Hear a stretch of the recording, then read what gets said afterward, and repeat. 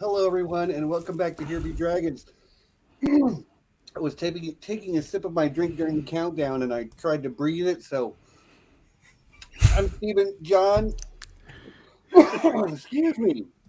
I'm so sorry, everyone. Also feeling wonderful. Brian, John. I mean, mine is like I have a drinking problem.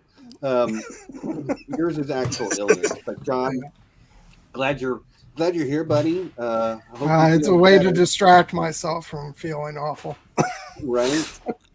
But we've got a couple of returning guests, old friend of ours, Jared Kozal and Jonas, aka Yoggi, aka Through the Moon Door. A man of many names and few Yeah. talents. I disagree. I think your talents are many. Thank you. Thank you, Kartik. I appreciate the tip. Yeah, you run a newspaper, Yoggi, which which I made sure that I read That's true. religiously. Top tier journalism.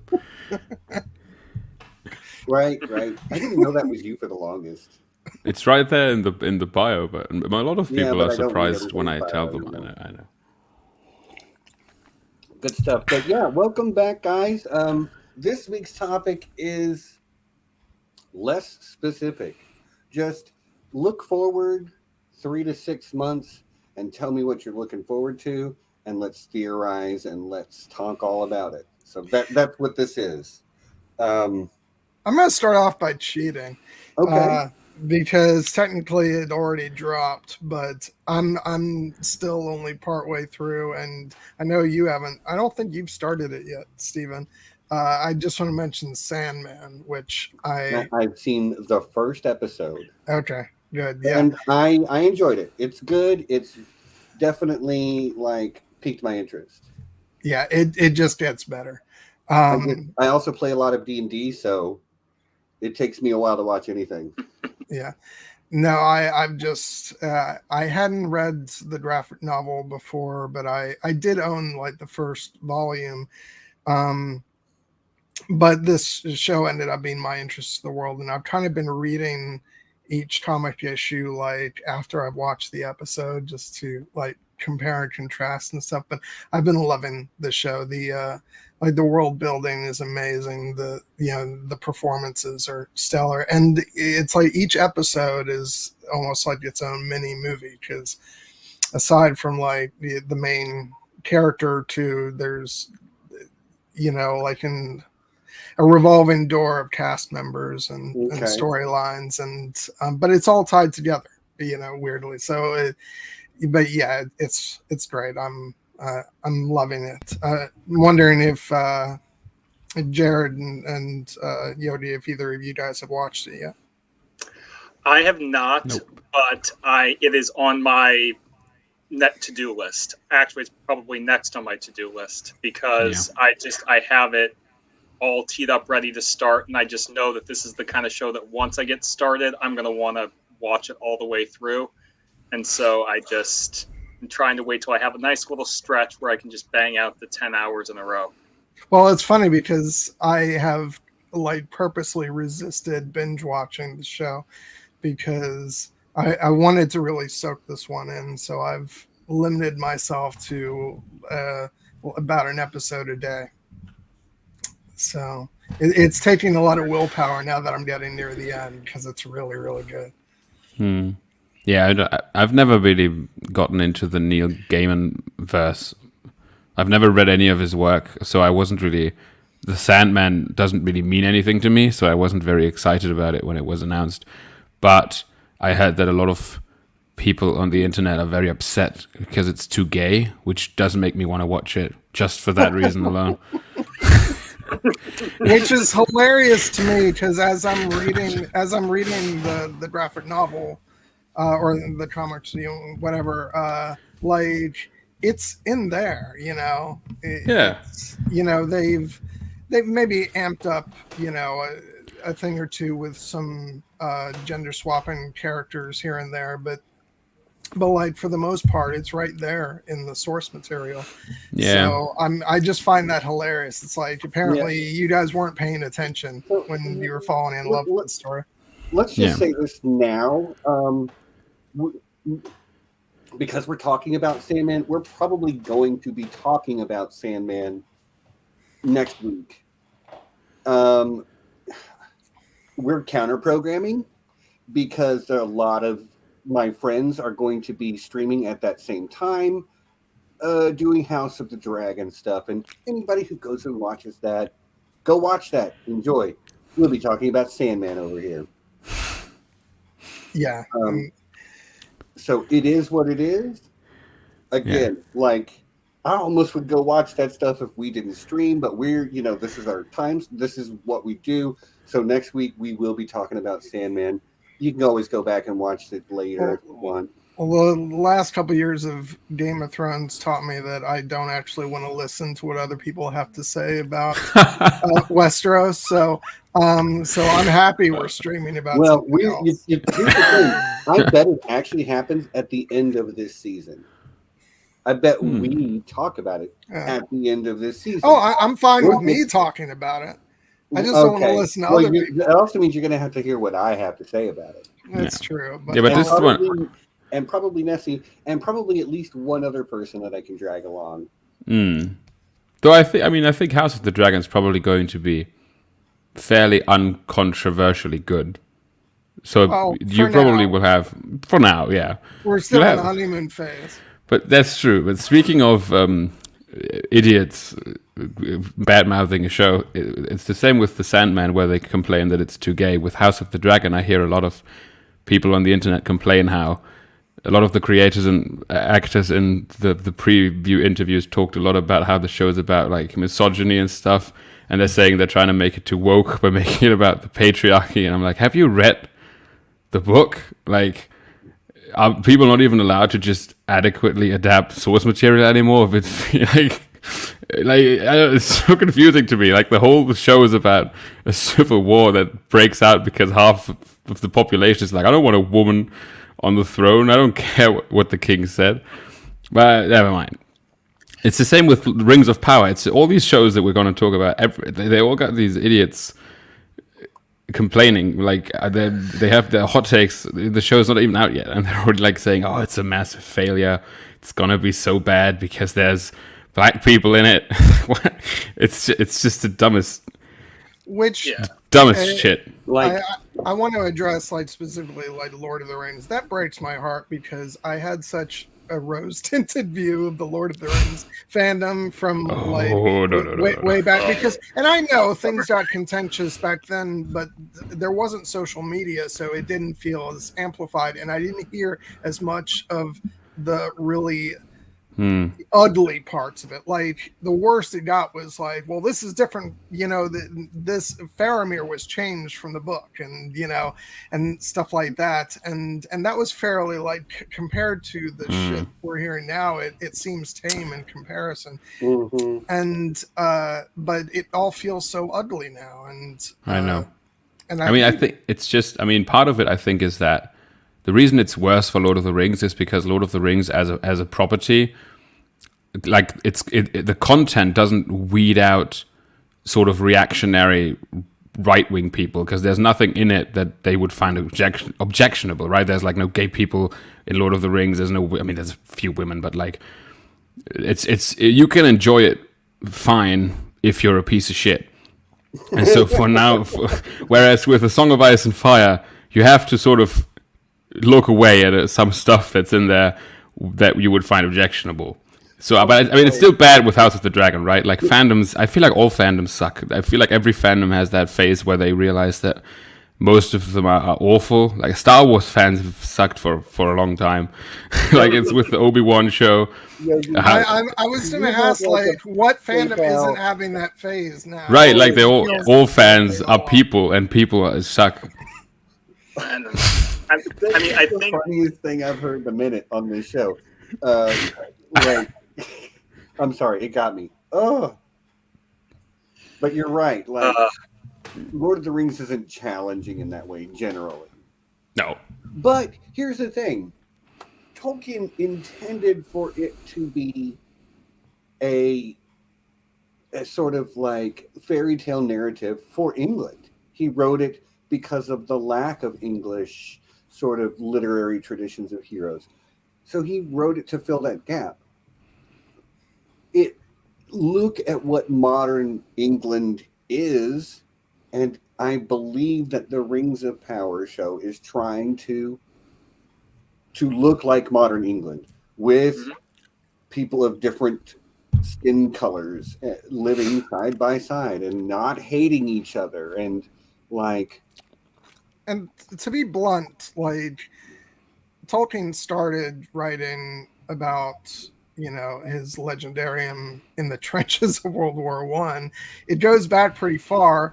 One would hope we've evolved, so times change, and our storytelling has to change with it. It's also so upsetting just thought that thinking about how he, as you said, started writing this in the trenches of World War I, which was a war where the British Empire, thousands of people of color fought with him in the trenches. There were Sikh people, but all sorts of people from all over them.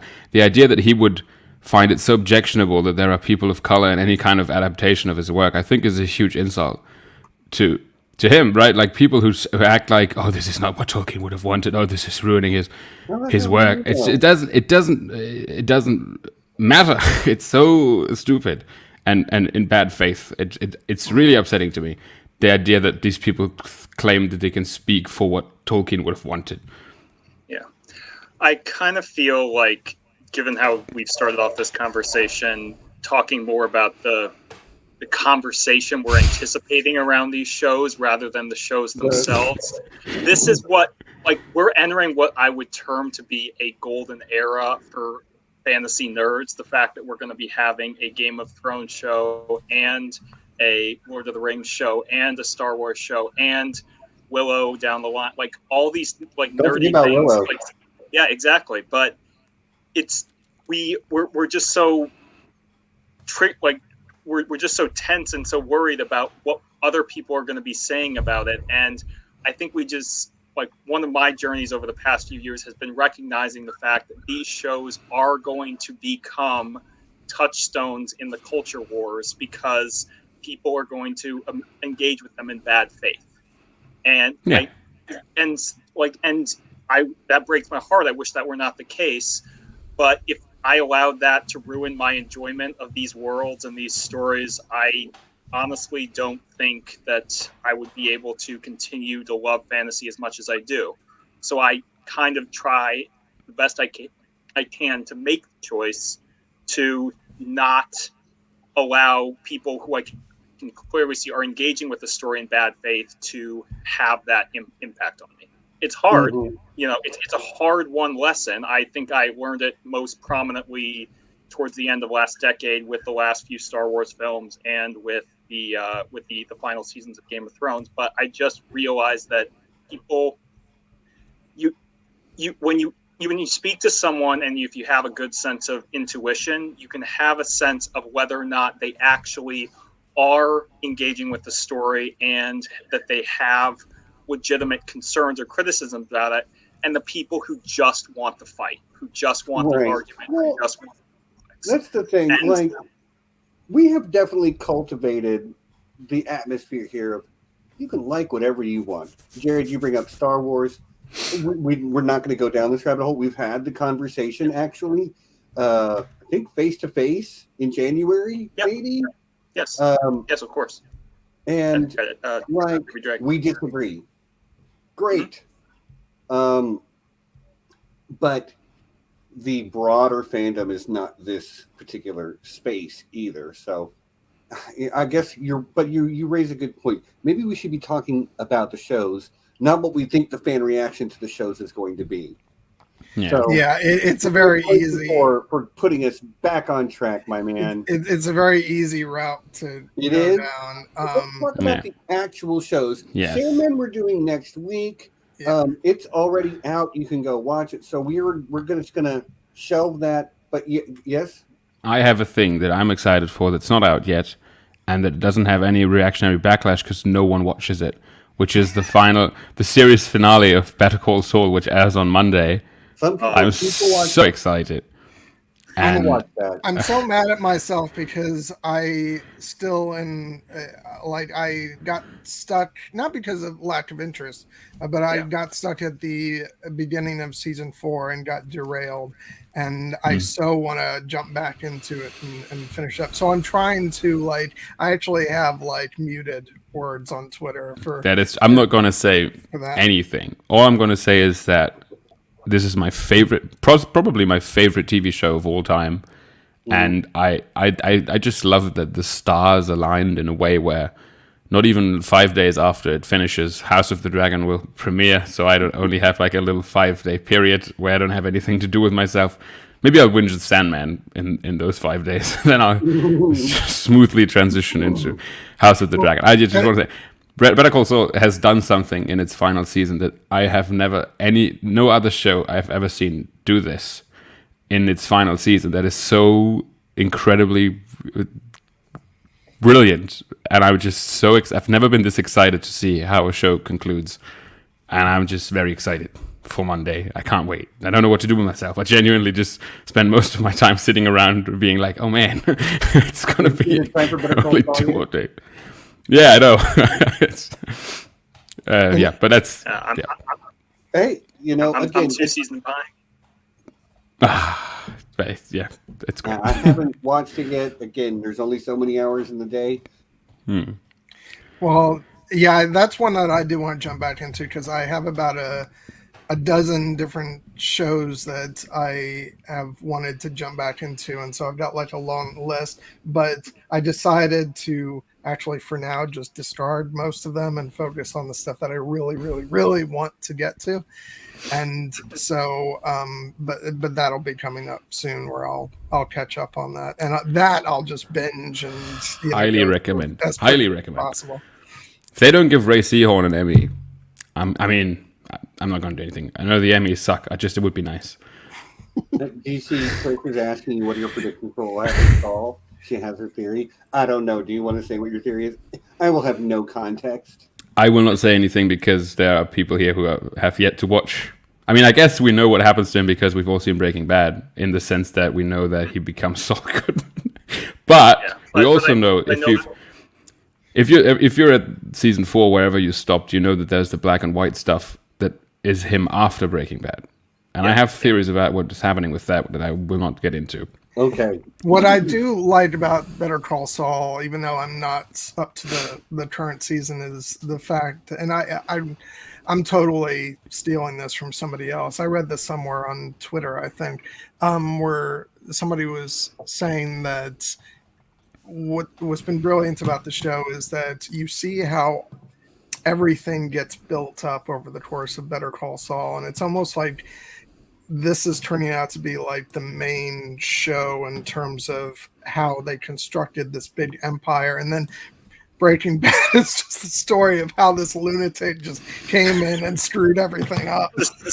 That is true. They spend 6. It's incredibly. A lot of people say it's very slow, which it is, and it's this slow build. It's stuff that happens in Breaking Bad that they would just brush over.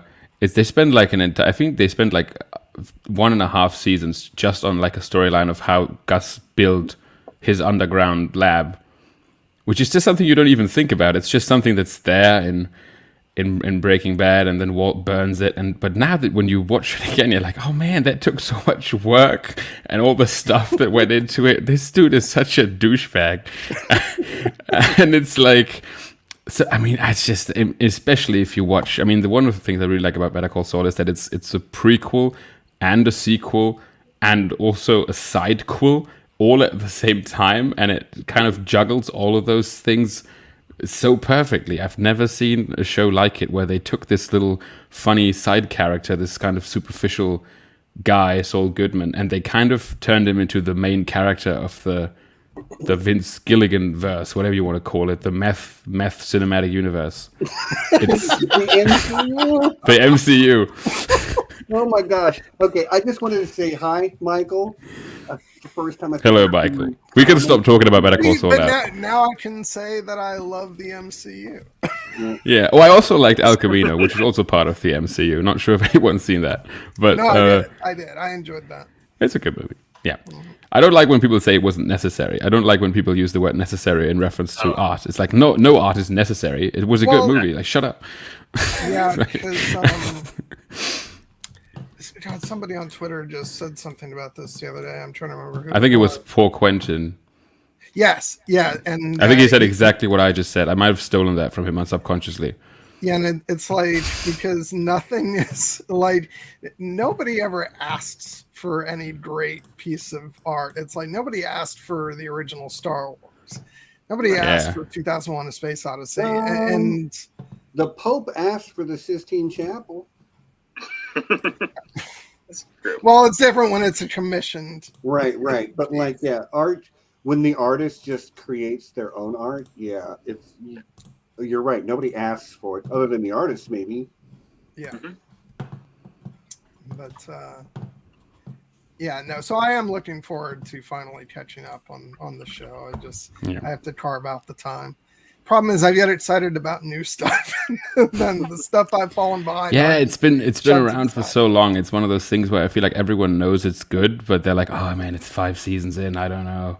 I'll just." But yeah, I recommend it. And then I'm glad that once it's over, I hopefully House of the Dragon will fill the void that's left. Which House of the Dragon. We can talk about. Which, by the way, like, I seriously, I do want to like just leave all the other stuff to the side and just like say, like, isn't it like really exciting that we're getting ready to go back into Westeros? I know. Yeah, it is. You know at the same time as Middle Earth. I can't believe that they're going to be out at the same time. Okay, so real talk. And this, I said something similar to this to John and Nessie not long ago. My hype level for everything has been in the basement lately. I have been unable to generate much hype. But we're getting closer. I'm like not really looking at promotional materials or much of anything, so I'm vaguely aware. I mean, I made the thumbnail, for crying out loud. I know how people, I'm vaguely aware of some stuff. There's an Andor show. I haven't seen the trailers. There's a Rings of Power show. I've seen one trailer. There's a House of the Dragon trailer. Or House of the Dragon show. I've seen a trailer. But I haven't watched trailer breakdowns. I haven't gotten into the deep conversation where they look frame by frame. Like, no. I've just kind of, okay, that show's coming. So I'm really hoping you guys are going to help me build my hype. And maybe we should start with Hot D because it is coming out literally next week. John, get used to it. No. I will drag this through the mud. I will never, ever succumb, and I will always. You do not have to say House of the Dragon. Even George R. R. Martin calls it Hot D. Get over yourself. And I think I can blame Zach and Hannah from Game of Owns for that. And like, I love them, but I will never ever forgive them. Did you refuse to call Game of Thrones GOT? I never ever called it GOT. Yeah, we started calling. That's fair. Hey, if you're consistent, then that's fine. I'm going to start calling Lord of the Rings Lauder just to. Lauder. Yeah, see, I never did any. What are you going to call Lord of the Rings? The Rings of Power. Rings of Power. Lauder the. Lauder Rob. Lauder the Trop. But no, like, it's funny because there's a lot of stuff for the show that I'm excited about, but I'm really like deep down. I think I'm just primed to sit there and listen to Ramin Djawadi's new opening theme. Yes. That is true. Because I just can't wait. I'm so excited for the opening credits as well. I mean, the premiere could just be a black screen with Ramin Djawadi music playing for 60 minutes, and I'd probably be like, it was good. Yeah. Thank you. I don't know. I remember when the show was announced, I wasn't that hyped because I figured that they were going to do either that or I did not think that they were going to do Robert's Rebellion as the first spin-off because it's too close to the... I thought maybe they were going to do Aegon's Conquest, but I'm glad that they didn't because I really think Aegon's Conquest would make for some pretty bad television. But I think I don't think they ruled it out though, because I was just meaning like the first. What you're gonna do for the first spin-off show, right? What's the logical thing? It was either Dunk and Egg, but Dunk and Egg is almost too different. Like you would want something that has all the court intrigue that people liked, but it doesn't have any of the characters. But I wasn't hyped for it. The thing that actually got me kind of hyped was when they announced that they cast Paddy Considine as Viserys the First, because I was like, oh, that's interesting. Like it's almost like there's competent people working at this show. Like it was like the first sign that gave me hope, because it was such a brilliant. Like I wouldn't have never have thought about that, casting him as Viserys. So I was like, oh man, maybe the show is going to be good. Like I wasn't one of those people who thought it was going to be bad. I was just that was like the first indicator for me that it could be great, because Paddy Considine is a great actor. It's a great fit for Viserys. You are correct, Mr. McKay. I am under the impression that they are developing a Dunk and Egg animated series. Yeah, is it supposed to be animated? So my understanding in terms of the spin-offs is that, his House of the Dragon was not the first spin-off that was put into development for Game of Thrones. It was the Blood Moon pilot, which took place in the Age of Heroes, like hundreds of thousands of years in the past.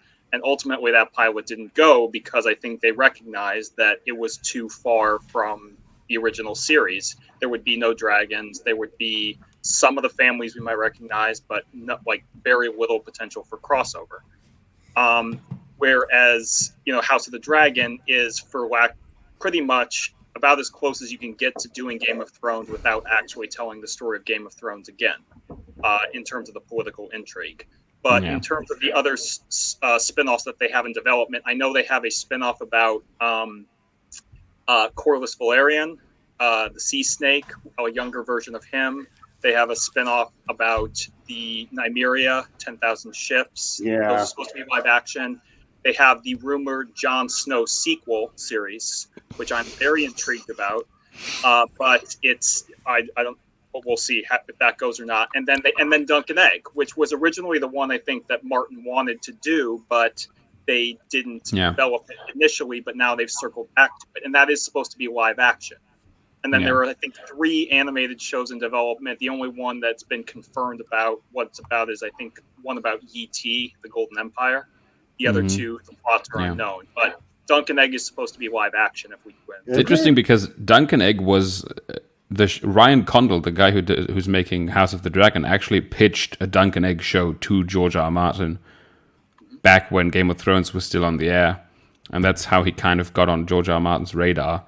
So even Ryan Condal thought that Dunk and Egg would be the next logical step for a spin-off, and now he's the one who's making House of the Dragon. Look, I just know Dunk and Egg, and I think doing it animated would be easier because of Dunk's size. Casting Dunk is the hardest part of that show. Well, and Egg too, because find like an 8-year-old bald child He can that get can a act. short 11-year-old. That's true, but but you need someone who can act, who will shave their heads, and then you have to deal with. Dealing with child actors is always difficult. So it would be much easier if they just made an animated show, and it probably also would fit better with the sort of the aesthetic of Dunk and Egg. I wouldn't have minded if they'd made it animated, but I think it could be good as a live action as well, depending on how they do it. I'm excited. I mean, I love Dunk and Egg. I would very excited to see it as a show in any format. Yeah. No, but to kind of, like, I mean, I'm hyped for any of these shows, but considering that House of the Dragon is the one that we're going to be having next, it's even though it is probably going to be the most similar in tone and style to the original show, I do think it has the potential to kind of break out in a different way because of the, one of the things that people always responded to most about the original show was the interfamilial dynamics, and that is what this show is built on. Also, there will be dragon conflict, but I really think the first season of the show, at least, is going to be building up kind of the powder keg that will ultimately explode into what we know as the Dance of Dragons. And one of the reasons I'm excited is I know ultimately the plot points of what happens. Mainly not because I actually have not read Fire and Blood, but even before the show was announced, I had read like the Wikipedia page about, what happens to Rhaenyra Targaryen and Daemon Targaryen and Aegon II and all these characters. But I don't know the gritty details of it. And I at this point, I've actually made the decision that I'm not going to read Fire and Blood, at least until I watch the first season of the show, because I am kind of looking forward to the experience of being, quote unquote, unsullied for the first time, or the second time, really, considering the original show ultimately passed the source material. But this is going to be fun, I think. I think it'll be fun to kind of learn about these characters in this format in a way that I don't exactly know what's going to happen to them. And I'm hoping that I will actually be able to set aside what I do know and just enjoy the ride for what it is. Yeah. I'm looking forward to asshole Matt Smith. Like, a lot, actually. Me too. I think it's going to be most people's favorite part of the show. I think you might be right. Like, yeah. Because he can do the shit-eating grin really well. I've seen some of the promotional shots of him, and I'm like, there's a guy who's always always coming out on top, always thinking 10 steps ahead, willing to slip a knife between your ribs.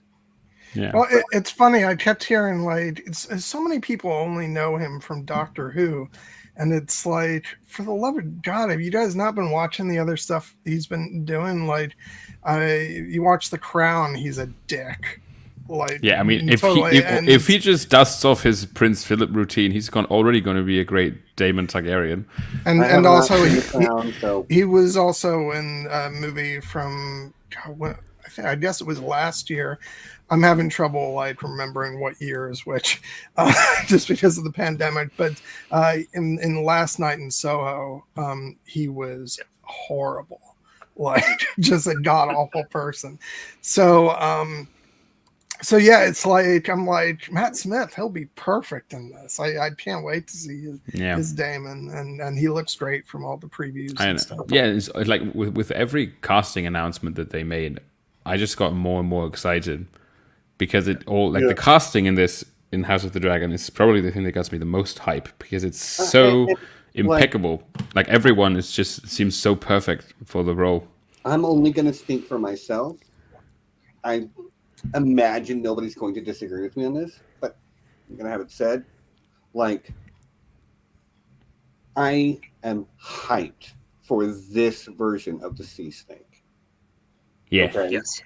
I am very hyped. Badass. There is something about those white dreadlocks against his very dark skin. I'm just like, I don't it's Targaryen hair. That's all they've ever really established about Targaryens is their hair color. So if you want very dark skinned Targaryens, I'm here for it. I'm just glad they gave them Targaryen hair and that it looks freaking awesome on him. Yeah. It's got a shitty wig. It's a Targaryen. And a great no matter what character, too. Yeah.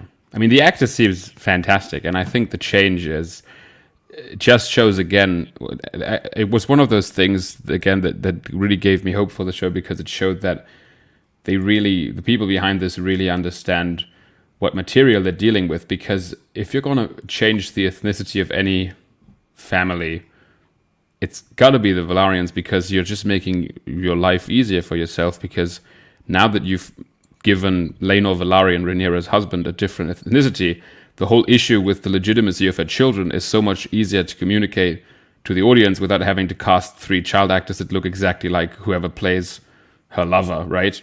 So it's just such a smart move on so many levels, because on the one hand, obviously, you have the idea Ryan Condal, he's a showrunner for a show that's going to be one of the biggest shows ever, and you don't want to categorically exclude any actors of color just because of the source material from the get-go. So if you're sitting down and you're like, I'm working for a big, huge company, I want to provide opportunities and jobs for people of all different ethnicities or whatever, how am I going to make these changes, right? Changes that still make sense. And for the Velaryons to be people of color is it's such a logical change because they're seafarers, right? We never know in the source material who Corlys Velarion's mother or father was.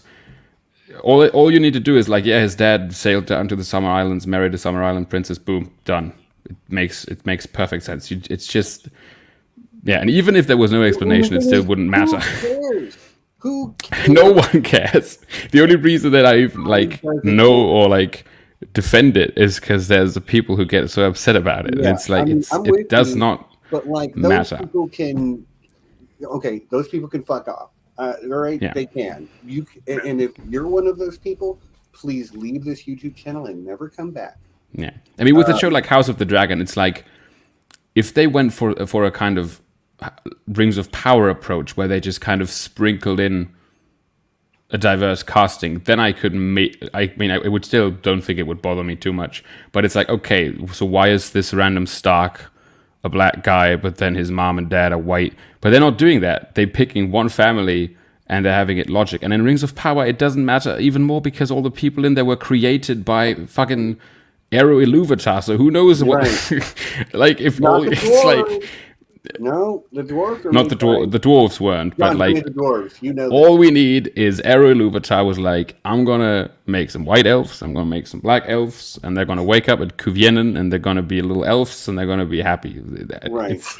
It's such an insignificant change, right? Like you change so much for the people who get these opportunities to be in these big shows, but you change so little about the story. That it's just people who get upset about it are just for crying out loud pieces of shit. Yeah, it's so stupid. It's just like people who complain about this, they just don't want black people to have anything. It's like, no, Lord of the Rings and Game of Thrones, they were ours. They were shows with a pure white people, and now they feel that the sort of the mainstream is being driven away from them because they have minorities in them now. And they just panic, and then they go on the internet and they say mean shit to people, and it's just sad and stupid. And and I also just remembered that we just agreed we wouldn't talk about it. Sorry, Jared, but yeah. I mean, it's inevitable. I think it's an important discussion to have, and I'm happy to talk about it on the terms that you're writing out, which is like, it doesn't matter, it shouldn't matter. This is like, what matters is the caliber of the actor and the quality of the storytelling. Yeah. What I worry about is that this type of conversation overshadows the actual show itself. Because, and again, when we talk about it, with people in bad faith, just in the sense that what these people want is they want us to be talking about, oh, this show is too woke, or whatever the term is, rather than, oh, wasn't it so cool when Corlys Velaryon and Daemon Targaryen had that conversation, and it becomes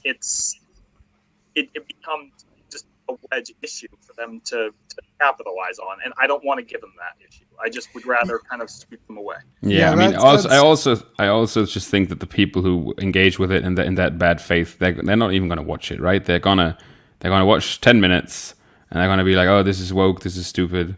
They're gonna make a YouTube video about it that's like 45 minutes long, and then no one cares. Like the people like us who actually watch it and enjoy it, we're gonna enjoy it and we're gonna talk about how great it is. Frankly, I mean, I have to say I wasn't that hyped for the Rings of Power the way I was for House of the Dragon. I don't know why, but seeing all the backlash and all these people already decrying that it's a massive failure, even though it's not even out yet, kind of really has me rooting for the show to succeed and be really, really great, just to prove those people wrong. That's like the main reason why I even care about the Rings of Power. So do you want to move on to Rings of Power? We can move on to Rings of Power. Yeah, sure. The following thought: I feel pretty strongly that at least this first season of Hot D, House of the Dragon, in parentheses, I have a pretty strong feeling it's going to be good. I am not as confident that Rings of Power first season will be good. I would agree with that. I have more confidence in House of the Dragon, but it's also because I have engaged more with the behind the scenes stuff and preview. Like I just know less about the Rings of Power than I do Lord of the House of the Dragon. Well, and like House of the Dragon also has, like as John says, Ramin Djawadi's coming back. Right, Miguel Sapochnik coming back. Yeah, there's familiarity associated with House of the Dragon. With the Rings of Power, it's maybe with the exception of John Howe and Howard Shore doing only the main theme. I'm very salty about that. But like aside from that, it's an entirely different crew, studio, all that. So there's a lot of unknowns with that, and I don't know. I've actually gotten more positive about it the more I've seen, and like I remember the first teaser, like I was kind of like, this could be good, but I'm just not getting enough of a vibe from it. What really got me interested was the Comic-Con trailer that they put out, which I thought just looked phenomenal, and I love how, not to spend the stream writing on the stuff I didn't like about the Hobbit movies, but it's like I like that we've gone back to like actual physical, like orcs and props and all that stuff. Yeah, I mean it looks amazing. Yeah, like even if the show itself like leaves something to be desired, it's going to be thrilling to watch because visually it looks amazing. I'd say the only reason that I have kind of mixed feelings going into it is because I have such an emotional attachment to Peter Jackson's Lord of the Rings films, and this is going to be different from that. Yeah, but I'm still like, I'm looking forward to it, and I'm actually, even though I said I was salty about Howard Shore not doing more, like I love Bear McCreary. His music is fantastic. Yeah, and I actually do. I like what I've heard of his score so far. Yeah, I was going to say the Sauron theme that they've released sounds pretty good. And I know that there were also people complaining. I mean, if it is Sauron that was in the trailer, the guy who looks like Eminem with the buzz cut, people were complaining about that. I thought it looks pretty good. Like, if it is indeed supposed to be Anatar, I think that's great. I mean, I loved the little bit at the end. His voice sounds great. His face looks great. If that guy came to me and was like, "Hey, you want to forge some rings?" I'd be like, "Oh, I could forge some rings."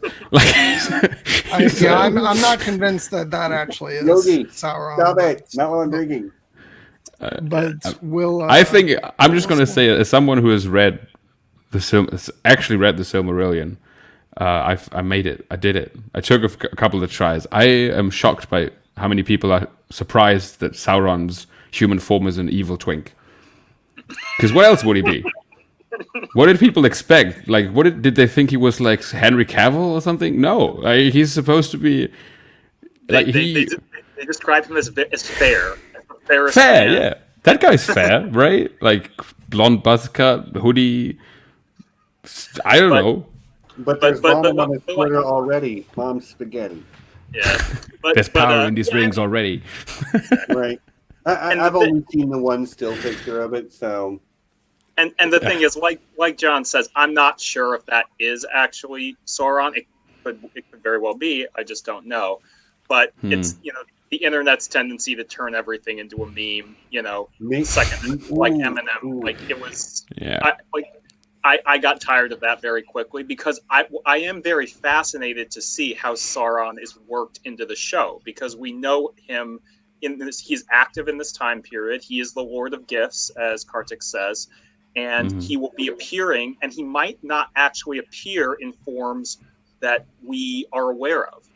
He might appear as a character where we as the audience don't know it's him until later, because the entire thing is he has to deceive all of these incredibly wise and powerful characters who, in order to forge the One Ring.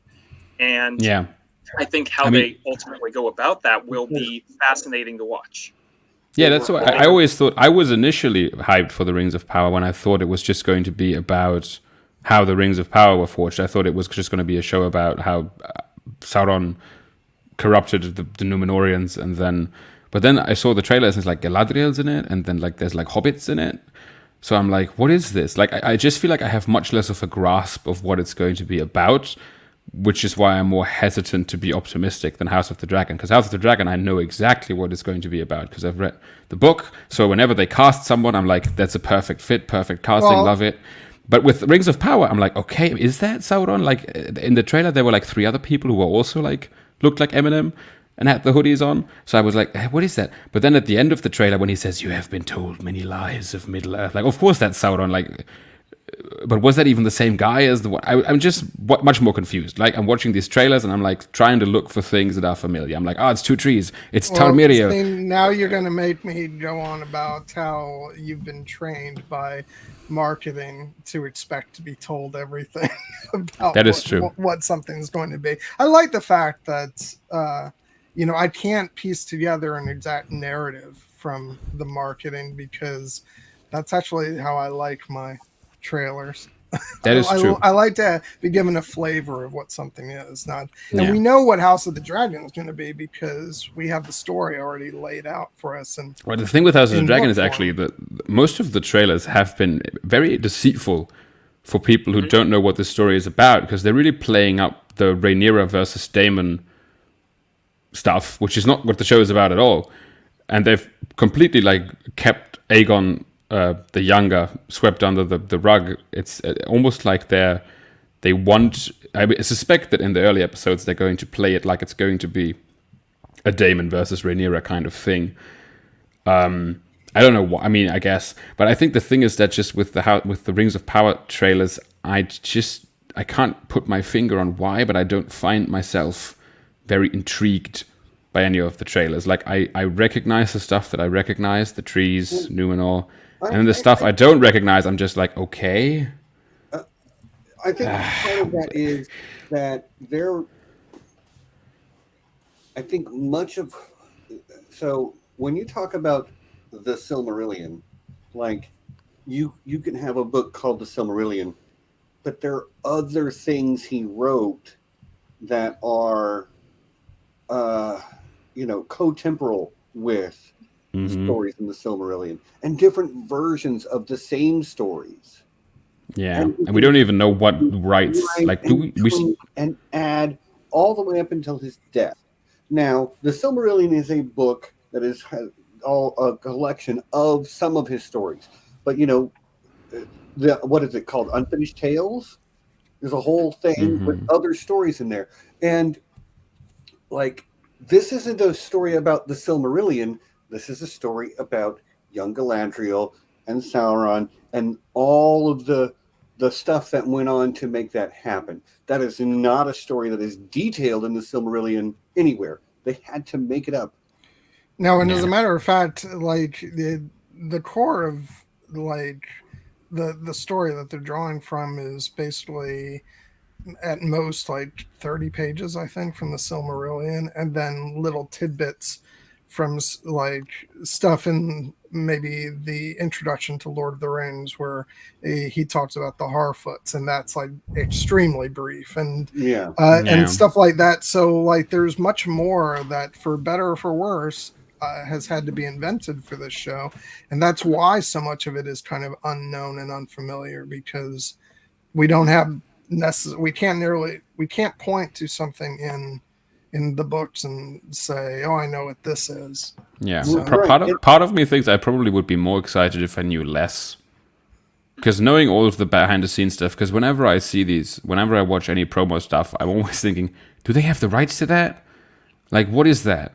It's Numenor, but do they have can they even do Numenor? Because the last thing I heard was that they're only allowed to they only have the rights to things from the Silmarillion that were referenced in the Lord of the Rings.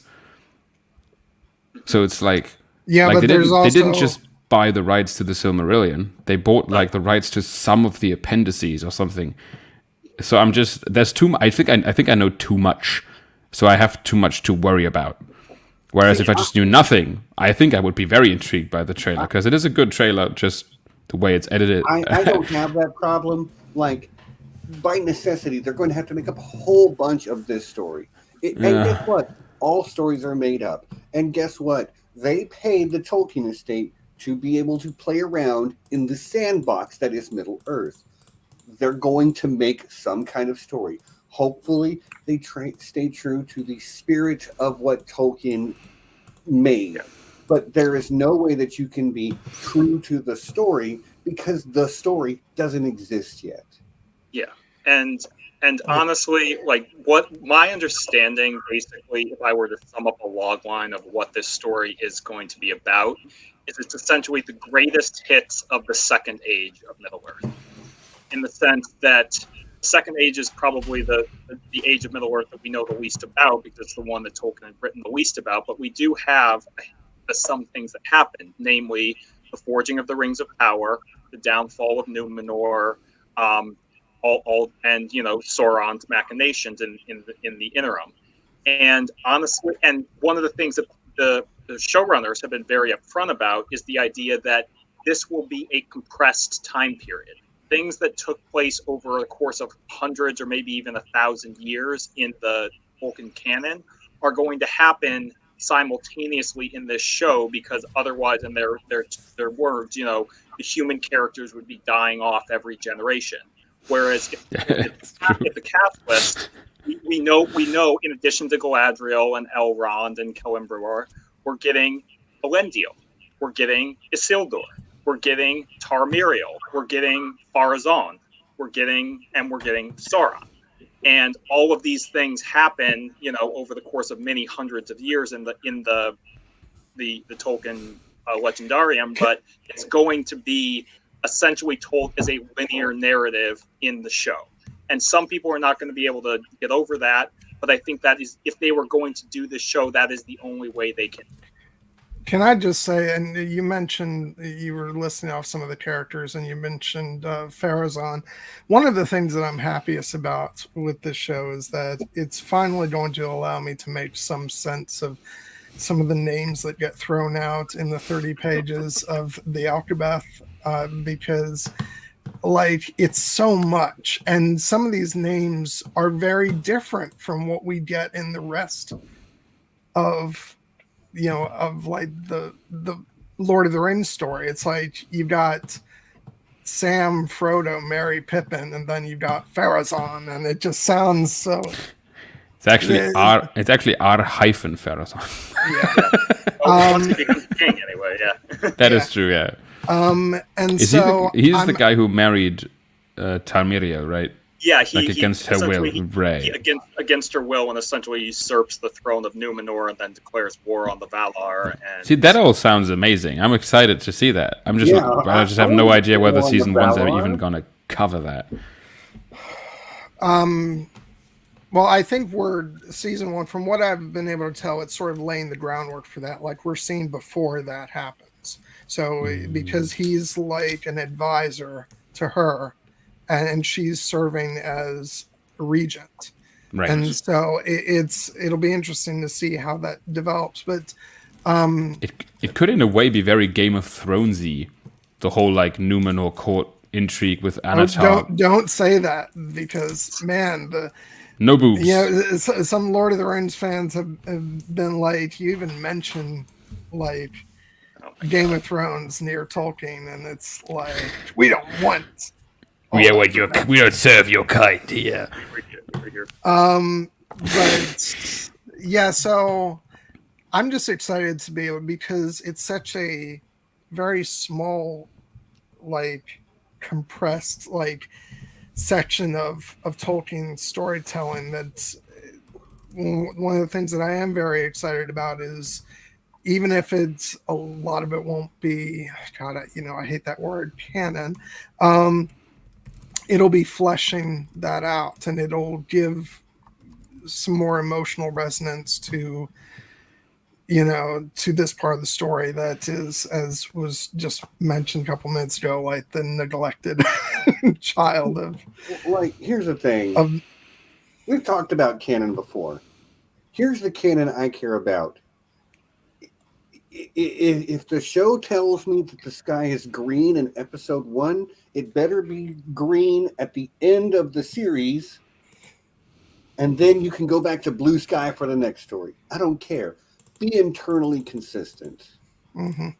If the show tells me in season 1 that the Earth is flat, it better still be flat by the end. Wait, no, that's not going to happen in Rings of Power because they're going to change the shape of the globe. If they are they? That's happened. Is that a? Well, I think that's a second age thing, right? Yeah, well, it's the downfall of Numenor. That's when the Valar Right. Oh, okay, Yeah. okay. So that would be remove second. Valinor from the physical planes of the Earth. Also, they showed the trees. Yeah, I do believe that we're going to get like some kind of prologue. Flashback. Aren't the trees like the whole Ungoliant and Morgoth thing? Isn't that his first age thing? That's where he first age, steals yeah. the light. Like, are they gonna do? That's my thing, right? Like, they show the trees, but then they're like, oh, it's Tarmiriel. Oh, it's Anatar. But I'm like, there's like 5,000 years. Like, is it going to be about the Silmarils? Is it going to be about the Rings of Power? Is it going to be about the Fall of Numenor? Like, is it going to be about all of those things? Well, like I said, I expect some kind of prologue, and we'll probably see that, during that section. Yeah, we'll probably see the trees at that point. Because I would not expect that they'd be able to delve into anything first age beyond like a prologue. I think they have to be very. Maybe they'll have to establish Morgoth and his like theft of the Silmarils just to set up Sauron as his lieutenant, because that's something that they never went into with the Lord of the Rings films. That he's not even the head. That means lieutenant. What did I say? You said lieutenant, which is fine. It's also all right. grammatically correct and probably maybe more correct because it's like his right hand man, or right hand angelic demigod evil being. I should say. We talk American on this channel. Well, right hand Maya is redundant because Maya by definition are the underlings of the Valar. But yeah, I mean, I'm excited if they're gonna do a whole prologue like they did in Lord of the Rings, where they show Morgoth and he steals the Silmarils. I hope they don't show the Ungoliant because I have severe arachnophobia. But I got over I got over Shelob in Lord of the Rings, but that's only because I've seen those movies so many times that I've kind of conditioned my brain into not being afraid anymore. But yeah, I don't know. The Ungoliant would be rough because she's like supposed to be Shelob on steroids. But yeah, it's going to be. I mean, I wonder how much Morgoth is going to factor into it. I think because in a way they could go into how like the theft of the Silmarils, kind of how Anatar sort of uses that promise of making these jewels, rings, kind of as sort of a compensation for what the lost jewels, right? Because it's the whole thing with how the elves are so melancholic because they live to see all of their creations kind of fade into history, but they're immortal. And then Anatar comes along and he's like, hey, I got these rings that will preserve all your stuff. And that's like all of that stuff I'm very excited for because it's a great story, right? It's about corruption but then again, even that happens like 2,000 years after Numenor falls, so it's not even... That's the thing that confuses me the most. It's like, oh, they cast Celebrimbor and they cast Tarmiriel and they showed the Telperion and Laurelin, but it's like there's so many millennia between all of those things. I can't wrap my head around how it's going to be in a season of a show. That's the thing. They're gonna compress it down to about. And you can't. So you're gonna have the rings be at the same time as the Numenor? I think you think? So. Yeah, based on the way that at least the trailer. I mean, yes, I do think that there will be time skips and the thing during the show. But I think that it will be on a more compressed time frame in the sense that it will make sense to tell the story as one story as opposed to a series of interconnected vignettes. So you think is it going to be Sauron deceiving the Numenorians and also the elves at the same time? Or is it going to be one after the other? It might be because, I mean, and again, this is where I'm fascinated as to how it's going to work because the show is rumored to be 5 seasons. So with that, you could theoretically, because Amazon paid $1 billion for this thing. They're not just going to do one season of it. I could see them essentially using each season as an opportunity to maybe skip forward in time. But I don't think we're going to be taking like massive leaps within single episodes or between episodes. I think that it is going to take place on a more human scale time frame, for lack of a better term. I think it would be interesting if they kind of told it from an elf perspective, where you see human characters, and then in like the next scene, all of a sudden they've aged like 70 years. It's just like, oh damn, that's right. Galadriel is ancient. They do have Isildur and Elendil in this first season, and if you figure that the end of the show is going to be the last alliance, that probably gives you some idea of. But to have Isildur alive in the first season and then have him do the last alliance in the fifth, that means that, I mean, surely they can't compress it that much. That would mean that Numenor falls within like a 40-year time span from when Sauron is defeated. I mean, it might. I mean, one of the things that will give them a little bit more wiggle room is the fact that Numenorians do have a longer lifespan compared to normal humans. So that might allow them to stretch it out a little bit. But again, I just don't think it'll be like thousands of years. I think it might be couple hundred, maybe. Yeah. That is maybe they'll just change it to Numenorians are thousands of years old instead of hundreds. So then again, that would kind of ruin the whole thing with. No, I guess it wouldn't. Like Ar-Pharazôn still wants to be immortal. Like 1,000 years is not. Is not immortal. Yeah, I don't know. We'll see. I mean, the thing is, one of the things that gives me the most hope is that the show is sort of in a weird way remarkably similar to the Peter Jackson movies, because it's like they sunk a whole bunch of money in it. They gave it to people who've never made anything of this scale before, and they cast a bunch of actors that no one knows. And I mean, it worked out great when they did the movies, so why wouldn't it work when they do it with the show? You know, that's not exactly like a recipe that I would rely on consistently. But I mean, my whole thing with it is I just I don't know what I'm going to think of it. I'm just going into it with an open mind. Yeah. And I love, I love Tolkien. I love Middle Earth, and it'll be great just to see the stuff, right? Just seeing Numenor on a screen is going to be great. And in a way, I'm with House of the Dragon is bad, I'm going to be very disappointed, because at this point I've convinced myself that it'll be amazing. Whereas with Rings of Power, I'll just go in like, I'll watch it, I'll see if it's good, and if it's really good, then I'll be very impressed. Whereas with House of the Dragon, I feel like at this point it can either match my expectations or disappoint me, because I'm so hype. I'm too hype. If they're both disappointing, it'll just give you guys more time to really dig into Sandman, which is fantastic. So, but okay, so should we do the? Yeah, let's do the mid. Some other thoughts about this show specifically. Yeah, I mean, honestly, the other thing that I'm interested to see about the show is, because we spent a lot of time talking about the events that we do know with specific, the characters who are from Tolkien's Legendarium, who we are familiar with, the Galadriels and the Elendils and the Isildurs and the Saurons. But there are going to be original characters in this thing. And they're going to be carrying, it looks like, their own plot lines as well that could go absolutely anywhere. And specifically, I'm thinking about, there's reportedly the character of Arondir, who is this Sylvan elf, played by, I believe, Ishmael Cruz Cordova, a non-white actor. And he's going to have a romance with a human woman, a human healer named Bronwyn. And, Bronwyn apparently has a young son. And these are characters who are, completely new. And I think most of the Harfoot characters are going to be new as well. And it looks like Arondir gets involved in, with the orcs. It looks like he gets sold into slavery. It looks like he has to fight his way out. I have no idea how any of that's going to play out. And honestly, that might be the stuff I'm looking forward to the most, because it's an opportunity to tell a new story in this world. And that won't be affected by preconceived notions about, well, this character has to be at this place in this time.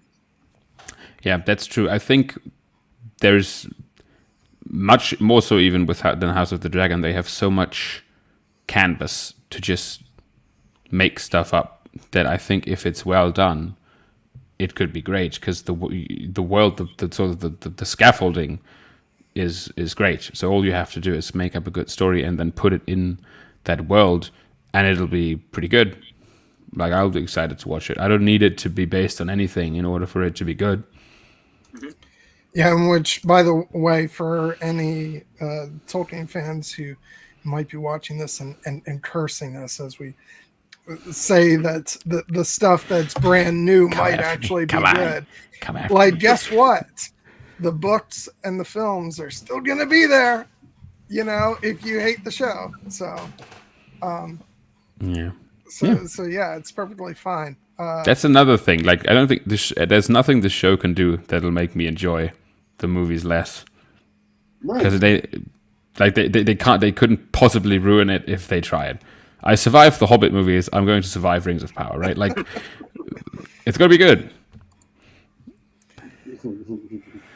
Yeah, exactly. Exactly. Yeah, real Lord of the Rings fans hate everything except the books. That's like the real fans. And with Star Wars fans, real Star Wars fans, they hate everything that's any way related to Star Wars. We like Star Wars. We don't call it A New Hope. Get out of here with that. We like the Jedi. We like You're taking a dig at me with that, aren't you, Steve? And Empire Strikes Back is the best movie of all time. Yeah.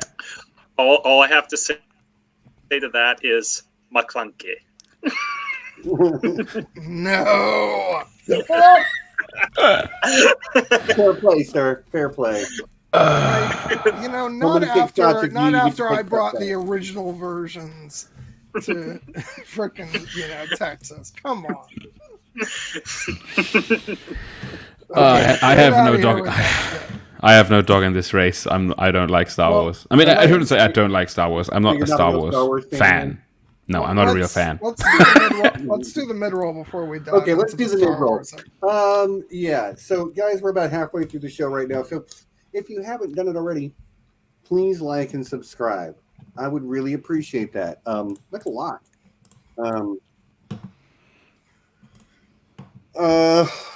We got to make sure we shout out our patrons because we love those guys. They're awesome. Our Patreon High Council consists of, we only have 2 High Counselors right now, but we love them both. They are our Alpha Patron, Ridiculous Ed Tollett, as well as our Master of Laws, Lord John Bronsteen the Wise. I need to give Sean another title. Master of Smoke. The Smoke Master. Maybe. We'll workshop it. But they are supported by the nobility of the realm, including the Cloaked One of the Underworld. Ryan Stavka, the Russian Quartermaster. Reflective Rambling. Arch-Maester Emma. Kate, Mistress of the House of Books. Jared Kozal, Doctor of Dragons. That guy right there. Lady Maura Lee of Starfall. And Lady Rita, the Unbound. Thank you, patrons. We love you guys. If you want to become a patron, there's a link down in the description. Do the thing. There's not really any Patreon exclusive content. They just help keep this thing running and make me not have to worry about paying for it out of my own pocket. Thanks, guys. We love you. Coming up this coming Sunday, we talked about it at the top. We will be streaming at the normal time, and then probably ending very promptly so we can all rush off and go watch House of the Dragon. But we'll actually be talking next week about Sandman. Nessie should be back for that, so fingers crossed we've got her back. It's been almost 2 months since Nessie's been on because her internet has not been cooperating while she's been on the road. But yeah, John, what's after that? Well, I actually had written down some ideas. So even though I haven't run them past you, I'll throw them out there. I figure at some point we should just go ahead and do a retro review of Spider-Man 2. Yeah. We did the first one, so you might as well. We do have to talk about the first season of The Bad Batch. Okay, good point. We do not have to talk about Spider-Man 3. No, we definitely do not. We don't. We did Spider-Man. We do Spider-Man 2. We do not have to talk about Spider-Man 3. And then aside from that, I guess we will be talking Like- about House of the Dragon, which I feel like we can. Sometimes we wait till the end of a season to We talk might about, get but more than one. yeah, we'll divvy that up, and then the same with Ring to Power, depending on how it is. Right. But yeah, no, those were my couple of ideas. Is there some stuff that you've been wanting to talk about, Steven? I've got, again, I'm in contact with a person with whom I want to do and I know that nerd, but they have been indisposed for a little while. So I've been saying I'm excited for this, and I am excited for it. Hopefully that comes together soon. We're going to talk about Willow. That's not till November. We need to get back up on What We Do in the Shadows. Yes. Because season 4 of What We Do in the Shadows has happened. Or is happening. Yeah, it's got a couple more episodes. Yeah, I haven't watched any of it yet, but like I definitely want. I'm probably just going to binge the season when it's over. As you said, Bad Batch. Andor's coming soon. We'll probably talk about, and you know what? Let's. I don't know that there's anything else to squeeze into the mid-roll. So you want to just go with Andor? Yeah. Okay, Jonas, you first. Well, I Because you very did much the look episode- forward to finally have the period where the rebellion was built and the Imperial Senate not yet abolished portrayed on screen. How did I do? Did I You're get something very right? Fantastic. No, I'm actually. It's funny because I did not necessarily think that this was going to be, the Star Wars, one of the Star Wars shows that I was most looking forward to. But the more I've seen of it, the more interested I am, and especially because I liked Rogue One quite a bit, but I also had some issues with it. I wanted some more, the characters just didn't feel as fully fleshed out to me as they could have been, and I'm really excited to see more of Andor himself and get that. But I'm also excited to finally get Mon Mothma's story, because she's always been kind of a background character, and we've gotten more glimpses of her like in Rogue One and also in Star Wars Rebels. But it looks like she's going to actually have a meaty role in this and be part of the ensemble. And so I'm looking forward to that. And then the last trailer that came out showed a lot of stuff with the actor Stellan Skarsgård, who is always fantastic. And he looks like he'll have a big role in this.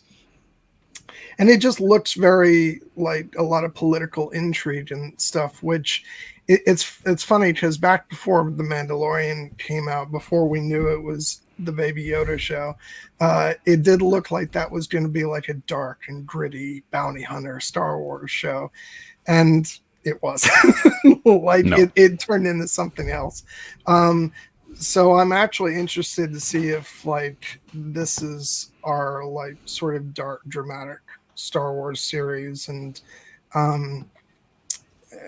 just maybe delving a bit more into the kind of drama that I'm wanting from one of these shows. So yeah, so I'm looking forward to it.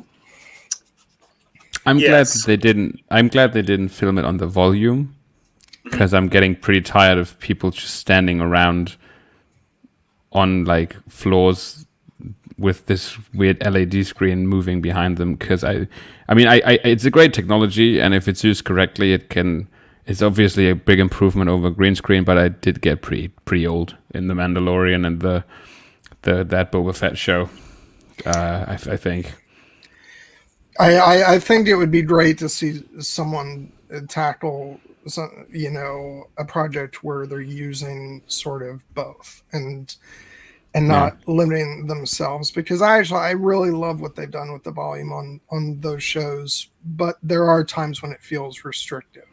Yeah. Actually, they're using the volume in House of the Dragon for the Yeah. dragon Oh, they riding are. sequences. Rather than green screening, they have them on these Broncos, and they animate the sky and stuff, and the other dragons, if it's more than one, on the volume, so that people have something to interact with, and it will look less bad than a green screen. Yeah, so that's a good use of. Or like I've seen in one of the behind the scenes things that they have the volume. They have like the image of Dragonstone on the volume, and it's sort of purposefully a very weird distorted image. So when you put the camera at the bottom of the mountain, it looks like it's actually there, which obviously also looks better than to have it superimposed or something. But we're not talking about Andor. I'm just saying that I liked watching the trailer that they have sets. I like sets because you can just be more creative with the depths of your. It's no good to have this huge, impressive looking set if it's in reality just an LED screen that you have to stand in front of. Right? I just feel like from a cinematography point of view, using depth and getting the most out of your sets and all of its different corners and angles, it just looks better than just having people stand and talk, which was the case a lot of the time in The Mandalorian. Yeah. No, so I mean, John, you kind of hit on the thing about Andor that made me the more apprehensive about it, despite being such a massive Star Wars fan as I am, but also as I've seen more of it, makes me like more intrigued by it, which is the idea of this being a quote unquote dark and gritty show. Generally, I do not like that when it comes to Star Wars. I prefer the kind of that Star Wars has a sense of fun and spirit to it, and kind of the whole pulp serial adventure idea. But Rogue One is probably the darkest Star Wars movie. It is the one that has the least amount of the whimsy. Have you But seen the end of the Clone Wars, my man? I have. That's pretty dark and Oh, gritty.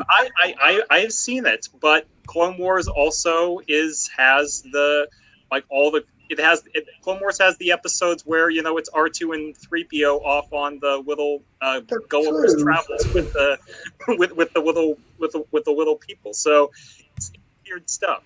But I mean, and I don't dislike dark and gritty. I'm just saying that I people always want to take dark and gritty to mean Star Wars as like for adults, and Lucas has always said that it is ultimately a morality tale that is aimed at 12-year-olds, even though it's for the 12-year-old in all of us. But what I don't want is when I say I don't want Star Wars to be dark and gritty, it's I don't want Star Wars to be cynical. I don't want it to be the idea of, oh, the world is terrible, nothing can be changed, people are dying, and there's nothing you can do. And the thing is, Rogue One is not that. And Star Wars is not that. Rogue One is, for as dark as it is, ultimately a story about hope, about people who come together against impossible odds to do something impossible and to save the spirit of the hope for another generation to carry forward. And I feel like Andor will be delving into the process that gets us to that point, because this will be the time when the Empire has its boot on the galaxy's neck. As Luthen Rael, Stellan Skarsgård's character, says in the trailer, the Empire is choking us so slowly we're starting not to know this. But what I'm interested about in the show is seeing those moments where people take the initiative to fight back against that kind of thing. Characters are going to die in this show. We know that, other than Andor himself and Mon Mothma, all these characters and Saw Gerrera, all these characters are brand new. Many of them probably will die. Some of them will probably suffer greatly. But what I don't want is for the show to revel in that. And I don't think it will. I think it will show us the brutal reality of the galaxy in this time period, and what immense courage it takes to stand up to an oppressive, evil regime like the Empire in this time period. And the trailers have shown me that. And the other thing that I'm very excited about is, as Jonas was kind of alluding to with regards to the volume, is that this looks like possibly the most cinematic Star Wars show yet.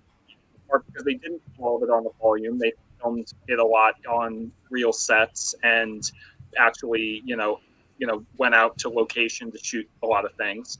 And that doesn't necessarily, mean it's going to be good, but it means that it's going to look different. And I do think that as someone who has been missing, the kind of the epics, even as much as I adored Obi-Wan Kenobi and the other Star Wars shows, I did notice the impositions that the volume put on the scale of those shows. And I think that this show will not be subject to those limitations because it will feel bigger. It will feel more like a movie. And since we haven't had a movie since 2019, I'm looking forward to seeing us kind of expand our horizons in that way. Yeah, and when I say like dark and gritty, I don't mean devoid of hope, but there is something.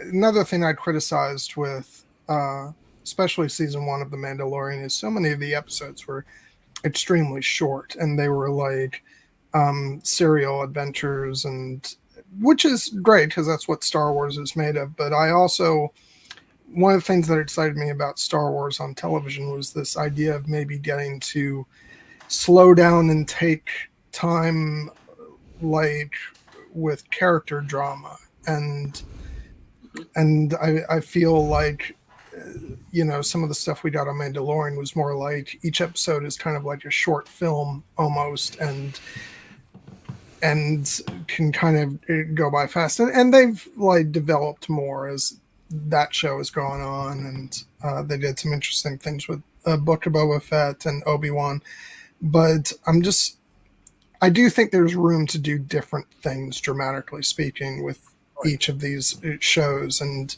to have a different tone and vibe. It doesn't all have to adhere to that sort of classic sci-fi pulp adventure serial that the Star Wars films are. And so I'm intrigued to see how the show is different. And somebody asked earlier, are Dave Filoni and Jon Favreau involved in this, and they aren't. This is a different team, which I think is a good thing, because we shouldn't have everything run by the same people. There should be different voices. Mm-hmm. And we did get that with Obi-Wan, because Deborah Chow was in charge of that. But yeah, and I'm just looking forward to seeing how this is different, and how it'll sort of flesh out and give added depth to Rogue One, which I think has a lot of great stuff in it. But I'm very interested to see them laying the groundwork for all these characters who we meet in that, including Saw Gerrera, who is, has kind of established himself as like the guy who pops up and like all these different, the time periods of Star Wars, and I love that, and I like the fact that we'll get to see him in this time period where he's not yet fully unhinged, but he's definitely getting there. Unhinged. Yeah. I just perked up when you said Deborah Chow, because Deborah Chow is a director on Better Call Saul. Oh, okay. I did not know that she has anything to do with Star Wars, but. Yeah. Is she directing Andor? Is she like no involved? She directed Obi-Wan and several episodes of The Mandalorian. Well, they don't use the volume on Better Call Saul, I can tell you that. But no, I also wanted to say that maybe I can offer some kind of interesting perspective as a Star Wars outsider, because I actually am kind of very excited for Andor, in a way that I was not for any of the other shows, or even movies for that matter, that came out, because I always kind of liked. I know that Star Wars politics. It's almost like a meme that everyone hates the politics in Star Wars. It's a lie. But I know I like Star Wars politics. I remember when I was a kid and I watched the Clone Wars animated show. I always liked the Senate stuff. And I think what I look forward to in this show is that it's actually, like I said earlier, that it's going to show the Imperial Senate after the takeover of Palpatine becomes the Emperor. but before it's dissolved, because it was always this kind of throwaway line in A New Hope where they're like, oh yeah, the Imperial Senate has been dissolved, and it's like, how? Like, I'm very curious as someone who mildly cares about Star Wars. Like, I guess I know more about it than average people, but I'm not a huge fan. But I'm very curious to see how they're gonna play this, right? Like, what's it like to be a senator under the, newly space Nazi regime, and I always I like political thriller stuff. I like movies where people sit in rooms and discuss things. I really like the idea of showing how the rebellion began, or the networking, and Mon Mothma sort of working behind the scenes, and Anton Lesser, the guy from Qyburn from Game of Thrones, is in it. And I just really look forward to seeing all these evil bureaucrat people and the way that the Senate functions, and how I hope they lean into that. It's going to be maybe a bit Game of Thronesy even. I mean, you shouldn't use the word Game of Thrones for anything that has political intrigue in it, but you get what I mean, right? Like, I like the idea of I'm a big fan of like that movie. I think it's a Bryan Singer movie, Valkyrie, about the failed assassination attempt on Hitler. I just like films about people in uniform doing scheming and doing plotting and doing. Yoggi, right? I have yet to like find someone else who is a fan of that movie. And I like that movie. I think that's a great movie. Cruise, but I like that movie. Okay, I like that. I think that's my second favorite movie, Hitler, after Bruno Ganz from Downfall.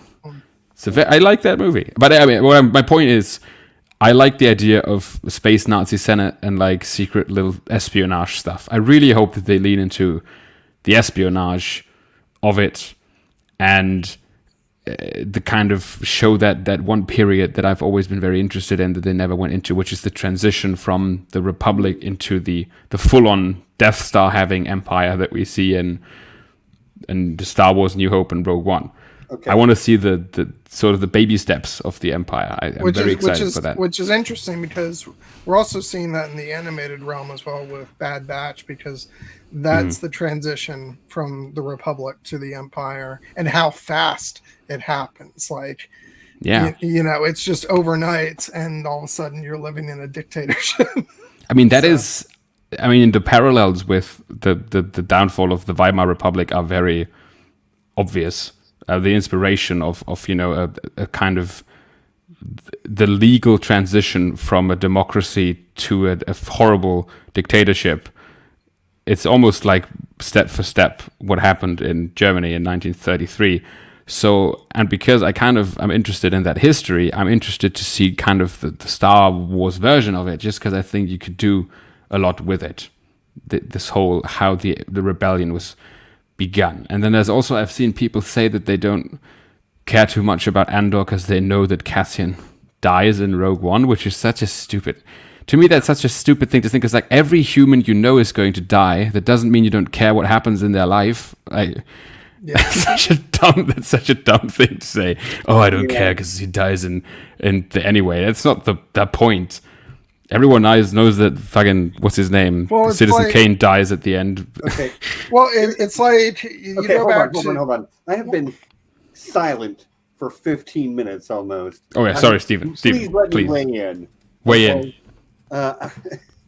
There's been a lot of great stuff said about this, about what we expect to see, about what we want to see. Star Wars is my oldest fandom. I do not remember not being a Star Wars fan. I was born in 1974. I've seen every movie in the theater. I've seen the Clone Wars. I've seen, what was that other one we watched not long ago? Rebels. Yeah. And I enjoyed both of those shows. I'm not the biggest Star Wars fan on the planet. I don't have all the action, but like, I am a Star Wars fan, tried and true.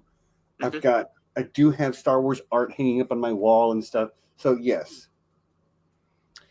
But what I want from this, I want Star Wars meets James Bond.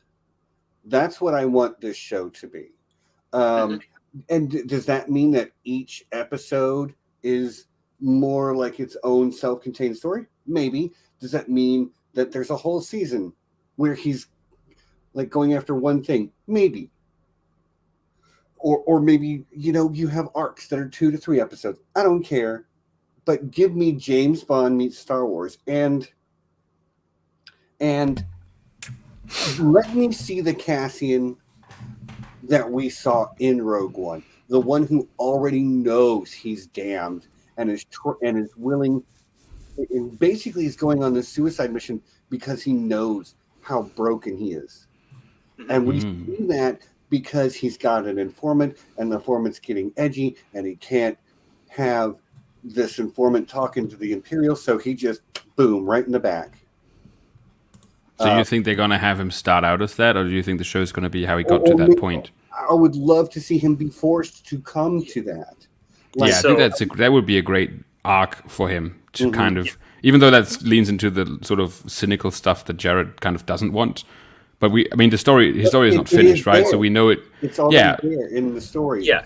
Well, I mean, that part of it is an essential part of it, because I just don't want it to be the point of the show, because essentially when we got, because when we meet Cassian in Rogue One, exactly as Steven says, he is a man who is has done and is willing to do terrible things on behalf of the rebellion, as in like kill his ally to ensure that he can get out of there with the information he needs.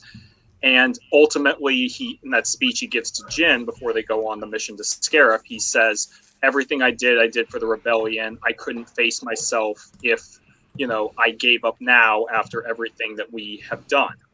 And what we're going to be seeing in this show is essentially the transition from him, because Tony Gilroy, the writer of the show, has said that Cassian starts out in a place as kind of a revolution-averse cynic. Just his homeworld is destroyed by the Empire, and he really kind of is just trying to survive.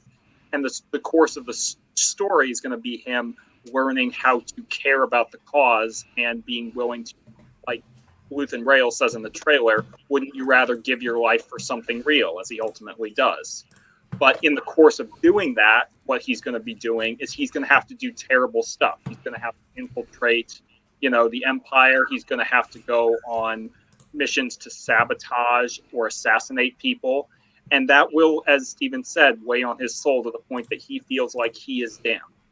Mm-hmm. So I think that is exactly what we're going to be getting from the show. And I want this. And I'm looking forward to it. Honestly, I am. I think that it's what I just don't want us to lose sight of, like the light at the end of the tunnel, as it were, because I do think that Cassian is doing these things because he believes in the cause, because he believes that there is hope, but ultimately what he's doing is destructive, and we see that with the character of Saw Gerrera, who is kind of set up as this counterpoint to Mon Mothma. Mon Mothma is trying to fight this political battle.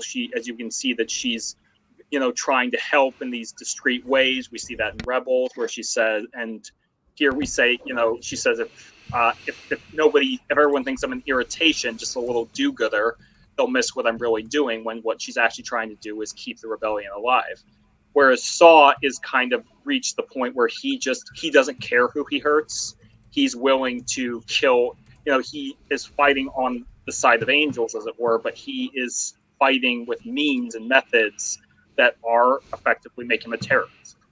And Cassian is kind of going to be bridging that divide. And I'm, really what's going to be most compelling about this show for me, ultimately, I think, is that what Steven is talking about, this espionage, this James Bond in space, but it will ultimately be the struggle for Cassian's soul, because is he going the human to heart in conflict with itself? Exactly. Right? What are the best stories about? Boring. I brought it back to George R. Martin.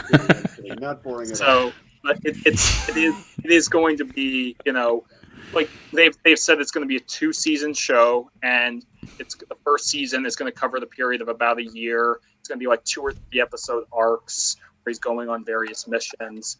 And then over the course of the second season, they'll get him up to the point where he is in Rogue One.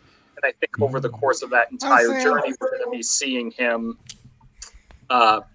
like, getting to the point where he still believes in the rebellion, he still believes in the cause, but everything he's done just weighs so heavily on him that he's having trouble still seeing the light until the point that ultimately Jin, shows him what they can do in Rogue One.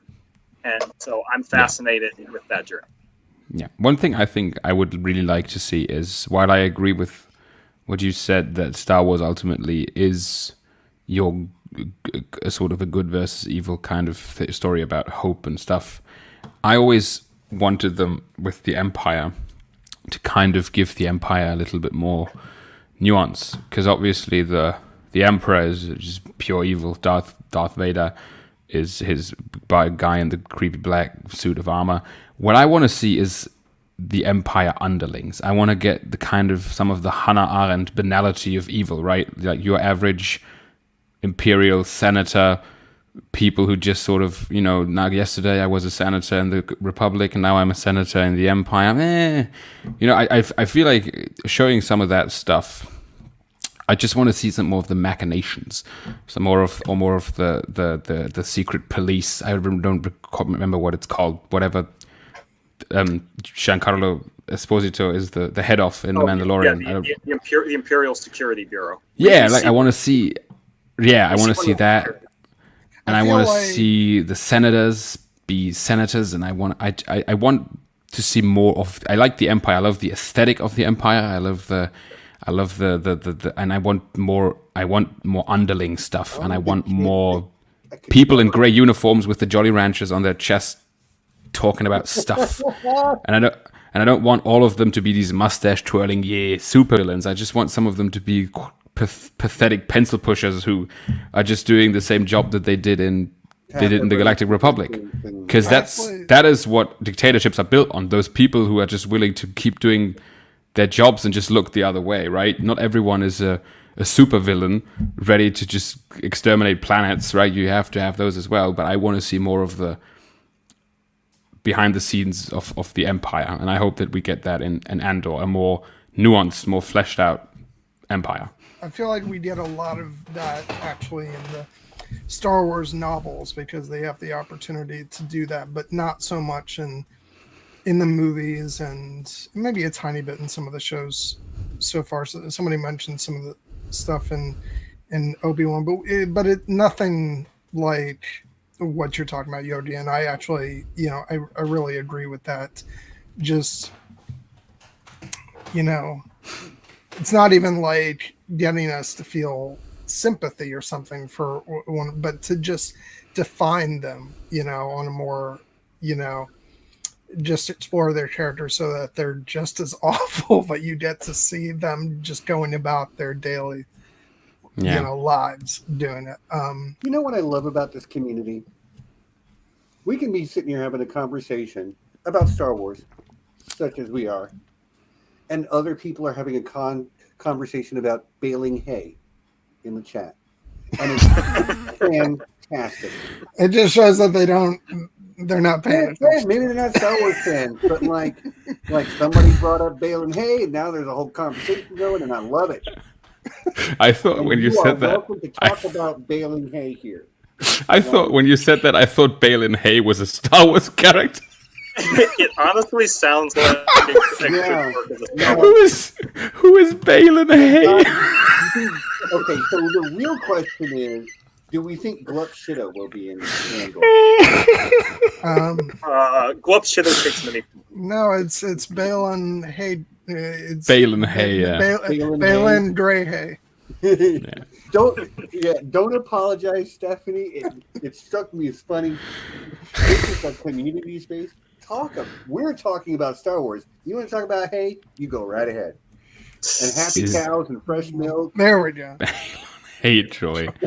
Oh God. Well, Balon is a name in Westeros, and Hay is a last name, so there could conceivably be a Balon Hay, but not in Star Wars. Yeah. He's Star Wars characters any name. That is true. That was, what's that one guy's name? Sleaze Bagano or something? Yeah. Elon Sleaze Bagano, yep. Yeah, the death stick guy.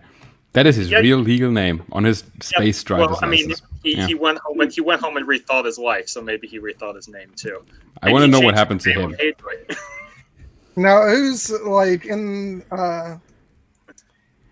like one of the spin-off books for The Last Jedi, for the what's the planet?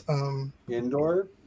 No, Coruscant? in The Last Jedi. The Last Jedi. The casino planet. Canto Bight. And there's this character who's this little naked, like pink guy. His name is Kedpin Shaklop. And that's just like one of my favorite names. Yeah. Oh man, I remember I was very shocked when I found out that Palpatine's first name is Sheev. Yeah. Sheev Palpatine. Yeah. There's a couple of stuff that like I would really like a show about just Palpatine, like the young days when he was working with Plagueis and he was doing all that stuff with the Trade Federation and setting all that shit up. I want to see that stuff. But with Andor, what I'm kind of hoping to see is I'm kind of bringing back to what I said with the nuance. I kind of hope that there must be people in the Empire who are like, space fascism, great, love it. But maybe don't waste trillions and trillions of whatever our currency is on building this giant space laser machine, right? Maybe let's just be normal fascists and not cartoonishly evil super fascists, right? Like there's got to be people who are like, I like the Imperial. People were talking about that with the first season of The Bad Batch, which I won't go into details. Just Steven's yet to see it, but there's this thing about like torpedoing the clone program in favor of like hiring all these conscripted stormtroopers and then like pouring all this money into like the Death Star and and all this stuff. It's like when fans were watching the show, it's like the Empire sucks at like spending money. Yeah, like I think there have to be like people like maybe like Anton Lesser's character is like maybe he likes the Imperial Senate. Maybe he doesn't want it to be completely abolished because I'm sure there's lots of senators who are like, I like getting paid. I like having a job. I'm perfectly willing to just clap along with whatever the Emperor says and vote on it. But yeah, I mean, there has to be some kind of like force within. Like, I want there to be like factions within the Empire as well. Or like, how it was like a thing, how like a lot of the high-ranking generals in Nazi Germany hated Hitler because they thought he was incompetent. I just would love it if there was like officers in Star Wars who are like, man, this Palpatine guy, he really just Hitler doesn't know. Was very incompetent. Oh yeah, but so is Palpatine. Like he wasted so much money on. Some of his early success is because he is so amateurish that he did things so unexpectedly that people didn't know how to counter. Yeah, he was like me winning at poker because no one can tell I'm bluffing because I don't know what I'm doing. Right. Remind you of anybody. So, yeah. But yeah, I just think that's an aspect I would really like them to explore in Andor, having generals be like, oh man, this Palpatine guy, I don't know about that. Or having some senators be like, I like the Imperial Senate, I don't like the Imperial Senate. Like, what is Anton Lesser's character even going to be? It has to be some kind of like Senate position or something. Hold on. I'm sorry to cover up your face, but this deserves. Thank you, Stephanie, for sharing this. She was watching The Bad Batch with her grandson. She was confused about something. He was confused about something, and she knew the answer, and she learned about it right here on Here Be Dragon. Very nice. Very nice. Starting with their grandkids. So thank you, Stephanie.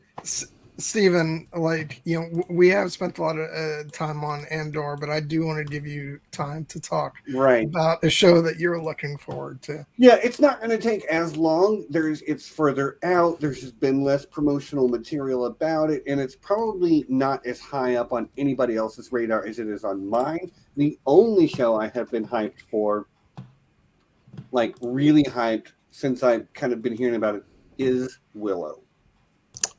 Yes. I have no idea what that is. Have you seen the film Willow? I am unaware of the existence of a film of that name. Okay, do yourself a favor and go I'm watch. sorry, but like, I'm just hurting right now. Oh no! I'm Wait! like- Is it no? Is it the one? Because it might have a different title in German. Is it the Right. one with Warwick Davis? Yes. Yeah. Yes. I have Where not he seen plays it. a wizard. I know that it's But a at least movie you're aware with of Warwick it. Davis. It's okay. I know what it is. Okay. I love this movie unabashedly. The princess in this movie is called Elora Danan. My oldest child is named Elora. So make of that what you will. I am extremely hyped for this show. I've only seen the one trailer. It looks really pretty and interesting and good. And Warwick Davis is a goddamn treasure. So, Indeed. All I can say is whoever oh wow, is okay. We've done a retro review on Willow. It's a great movie. I love. like this I movie. can get over people not watching it. It was just the thought of, Yoggi not having heard of the movie. It's just ever. called something else. That was making me feel really old.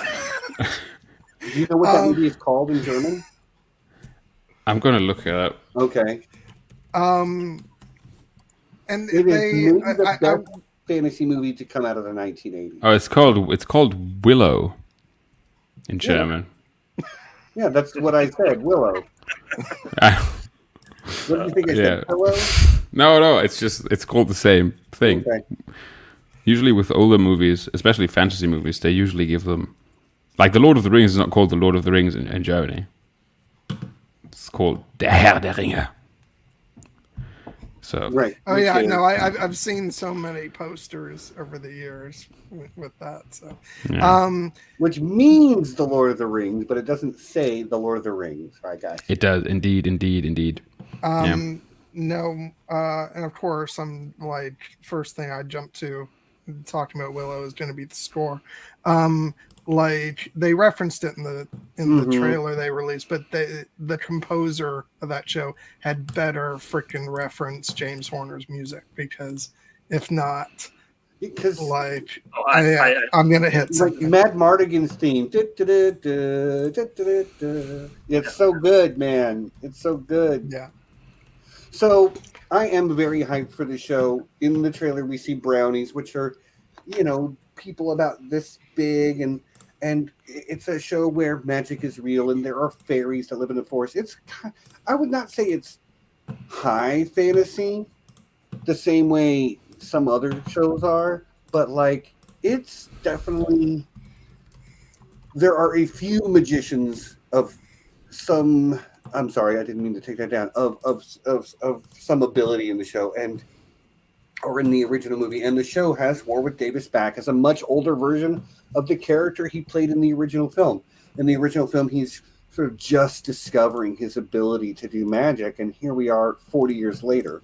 I'm not sure how actually later it is, but they got back a lot of the same people. They were not able to get Val Kilmer, who unfortunately has had a lot of health issues that have precluded him from working, but they got Joanne Whaley, who was in the original film, and I don't know that there's much anybody else that should be in the movie or in the show, but they got Warwick Davis, they got Joanne Whaley. That's good enough for me.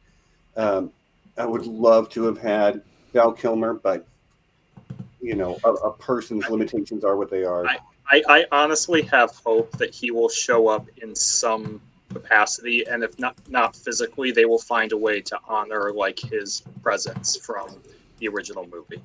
Is the greatest swordsman like- who ever lived. Like if you've seen Top Gun Maverick, the fact that he's in one scene and doesn't have much dialogue, but it's one of the most emotional and impactful scenes in the movie. I feel like Willow could do something similar like that if they have a way to bring him back in.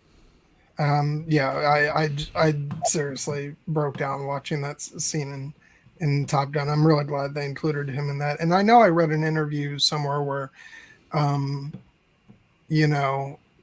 they talked about I don't want to make any predictions about, how, his health might develop, but that hopefully if, maybe he gets better and they would be able to include him in future seasons of the show and in more, We can hope. I mean, obviously not just so we can get Mad Mardigan in a Willow show, but also, I got my fingers crossed for Val. I've, he's been. Sorry, what was that? I'm sorry. I got to. Oh, great. Yeah, sorry. I got. Did somebody finally get it? Oh, thank you, Cassie. I tried. I wasn't fast enough. Thank you. I hate that. Like, tiny little freaking live stream, man. Nobody here wants your best adult dating site spam. Thank you. Thank you, Cassie. Oh my god, I just noticed that. Yeah, like, this has happened a few times before where it just shows up and posts a wall of porn. Why would you raid us? There's like 12 people watching this. 17. Let's not 17. call ourselves 17. I can't see how many people it is in the StreamYard setup. But the long and short of it is that I am very excited for this show. It looks very good. They have good actors outside of the original cast. And it still has that sort of like very whimsical fairy tale feel to it that the first one had. So, yeah, I've been very excited for this show since I heard of it. I've loved the movie, the original film, since 1988. And, yeah. Okay, I do want to toss out that Erin Kellyman is going to be in the show, who was also in Solo, a Star Wars story, and she was in the Falcon and the Winter Soldier. Falcon. Yeah, and so it's nice. And for anybody who saw The Green Knight, she was also in that as well. But yeah, she's a great actress, and looking forward to seeing her in this. And yeah, so I'm looking forward to it. I'm interested to see more, because so far we've only got the one teaser. So. Right. Speaking of great acting, another reason I forgot to mention this, another reason I'm very excited for Andor is because it has Alex Lothar in it, who is one of my favorite actors ever. So I just remembered that. Alex Lothar, good at acting. Blue, he's in a show called The End of the Fucking World, which I highly recommend. And he was also in Black Mirror, the one about the hackers, if anyone has watched that. And he was young Benedict Cumberbatch in The Imitation Game, which is a movie I do not like. But he was in it, and he was very good. Sorry for derailing. Keep talking about No. Willow. Good stuff. Like, guys, we're in the last couple of minutes here, so if there's anything about any of the topics we covered, feel free to final thought. Well, all right, and guys, obviously I'm not the biggest MCU fan in the world, but what are the MCU shows that you guys are looking forward to? Because I feel like we should. No idea. Well, I mean, genuinely no clue. The only MCU show that's left this year is She-Hulk, which is going to be premiering this week. To be honest, that's probably the MCU show I've been looking forward to the least, because it looks like it's going to be more of like a legal comedy kind of show. But I know people are very excited for it. It's going to be different because it'll have like fourth wall breaking, and Tatiana Maslany, who I don't know if any of you have ever seen Orphan Black. She was incredible as the lead of that show. She would probably be the reason I'm interested to watch it. But then we're done with the MCU for the rest of the year. There will be, I think, Secret Invasion starting in February with, Sam Jackson and Emilia Clarke, and I'm looking forward to that. But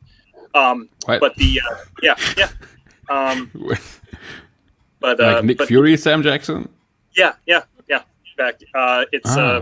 based on like the idea of the Skrulls infiltrating humanity from like Captain Marvel.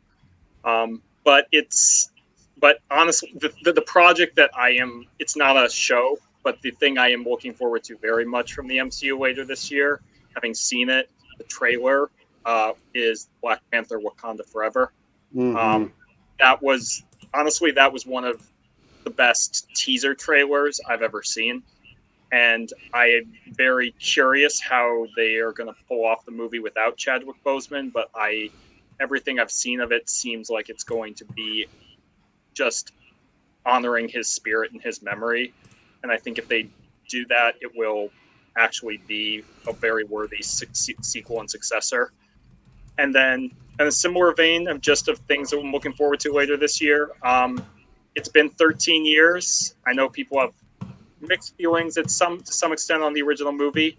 I am very curious to see what James Cameron does with Avatar: The Way of Water. It's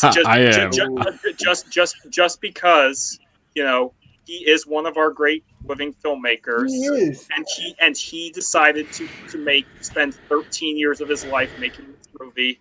I think he's screw everybody. They all poured money and, you know, went to go see that movie back, and now they want to act. I'll say that there's a sick and twisted part of me that really wants this movie to be terrible, because I don't like James Cameron as a human being very much. But I mean, I am sort of curious because, like, what took so long? Why did it take 13 years to make? I want to say I'm fascinated to see whether it will be successful, because I thought when it was announced that no one cares about Avatar anymore. Like, the only thing that made it popular was that it was in 3D at the time, and it was like the first 3D movie that didn't look like shit. I mean, but like, do people care about? Because like the plot was just like, it was just Pocahontas with blue people. Yeah. Like, do people care about that? I don't know. I'm not saying they shouldn't care. I don't see the hype for it at all. I don't care. I bubble. really don't care. How did the movie even end? Like, what would the sequel be about? Well, the movie. I don't remember. I'm sorry. This is really funny. You know what? I'm just gonna laugh. I'm just gonna laugh seriously. I'm gonna laugh my ass off when it's the most successful movie of all time. It probably will be, and everybody has to come up with excuses all over again. No, I'm like, I don't care if it's gonna make a lot of money, great, probably. But right now, as of right now, I don't care. All I know is that you never ever underestimate James Cameron at the box office. I don't care, but it might be great. I'm not saying it's going to be bad. What I'm saying is I don't care based on the story from the first movie. But Potter using the Tolkien-esque spelling of Smurfs instead of Smurfs is so good. like, I have laughed so much tonight, y'all. This has been a great thing just for Smurfs.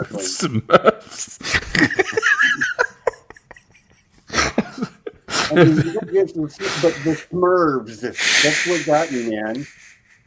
Yeah, it's the Tolkien VES. Yeah. Plural. I mean, yeah, I did not care for the original Avatar when it came out. Fine. It was good. I mean, probably because I didn't see it in 3D in the cinema. I probably was too young to have memory of all the terrible 3D movies. So it's like, I think to see it and be like, oh wow, 3D actually can look good. This is pretty great. I can see why it was so popular, but I never really understood why it was like the most successful movie of all time. Especially like, it even made even more money than Titanic, which is a vastly superior film to Avatar. Which is, as far as the story goes, it's so by the book. It's just cowboys and Indians in space. Like, it's the same old story of guy lives with tribe. It's gone native. It's the gone native. Yeah. And there's no twist on it other than that it's in space and in 3D. And it's just not very exciting to watch. Hey, maybe it's James Cameron, right? It's gonna make it a bazillion bucks. Yeah, and there's gonna be 5 more. Because normally general audiences really, desire that out of the box storytelling. It's shocking that they went for something by the numbers. That's very unusual. I mean, look, you can make a story that's very outside the box, and it can still be a critical and financial success. You can. Why Avatar though? There's so many by the numbers movies released every year. Why was that one the one that made $1 billion? Because it was pretty. The effects are very good. Like the effects were groundbreaking at the time. I'm not discounting that it's an achievement of filmmaking on a technical level. I'm just saying was transportive in a way that nothing else really ever was before, or kind of has been since. Yeah. It was. Yeah. It's just it's not as good as Titanic. I need to wrap this up. I got to pee. Me too. And I've got a couple things to take care of, but yeah, guys, Yoggi, Jared, or Jared, Joggi. Thank you guys so much for joining us this week. This is a lot of fun. Just kind of shooting the breeze about upcoming stuff. Yeah, you can follow both of these gentlemen on Twitter. Yoggi, your YouTube channel link is down there as well. It's been a minute since you put out a video, but doesn't make it's been a year. But doesn't make the stuff that you have any worse. Like, it's still good stuff. Go watch it. And yeah, we'll be back next week to talk about The Sandman. Is it called The Sandman? And Yeah, it is called The Sandman. But yeah. So everybody don't watch it. So go. Everybody go follow. Go on Twitter. Follow the. I forgot it in the mid roll. Go follow the King's Landing Chronicle on Twitter. I only need 200 more people to get to 2,000 followers. Oh wow! And I never had 2,000 of anything. So it's exciting. You have over 2,000 molecules in your body. That's true. Oh, unnecessary pedantry. Okay, guys, thanks again for joining us. We will see you all next week to talk about the Sandman. Yeah. Until then, you know what it is. Peace. And be excellent to each other.